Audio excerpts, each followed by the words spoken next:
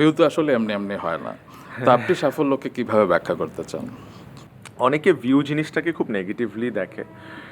তাদের ক্ষেত্রে আসলে আমি একটা জিনিস বলবো, সেটা হচ্ছে প্রথম থেকেই আমি এটা নিয়ে কোনো স্টেটমেন্ট করি নাই, বিকজ প্রথম দিকে ধরেন নাটকের ভিউ যখন আসতো না, মানে আমার কথা বলছি, তখন কিন্তু আমি ফ্রাস্ট্রেটেড হয়ে ডিপ্রেসড হয়ে আমি কিন্তু বলে বসি নাই যে ভিউ ডাজেন্ট ম্যাটার বা এগুলো এগুলো কিন্তু আমি বলি নাই কখনো।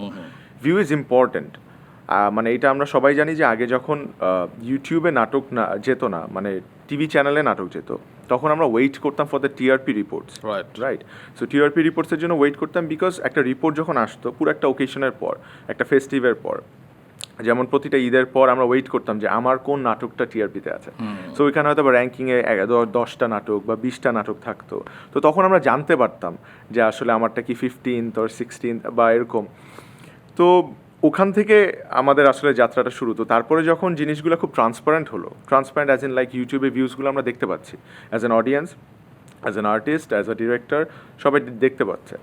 সো তখন গিয়ে আমরা বুঝতে পারছি যে আসলে জিনিসটা অনেক ইজি হচ্ছে। It's very easy to communicate with all the audience. So এটা কিন্তু আমার আমার কাছে মনে হয় যে it's a very good thing, good অবশ্যই, গুড সাইন। অবশ্যই।